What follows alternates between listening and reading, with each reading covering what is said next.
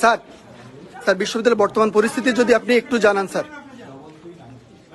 এই বিশ্ববিদ্যালয় আমাদের বিশ্ববিদ্যালয় না, এই জাহাঙ্গীরনগর আমাদের জাহাঙ্গীরনগর হাজার হাজার ছেলে মেয়ের উপর যে হামলা হয়েছে, পুরো ক্যাম্পাস ভিসির সাথে যোগাযোগ করা যাচ্ছে না, কোনো হল প্রবোস্ট কোনো কোথাও নেই।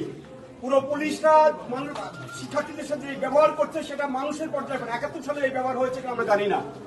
আমরা অসুস্থ শিক্ষার্থীদেরকে রেস্কিউ করতে পারছি না, রেস্কিউ করতে অ্যাম্বুলেন্স নিয়ে আমরা মুভ করতে পারছি না, পুলিশ অ্যাম্বুলেন্সে হামলা করছে।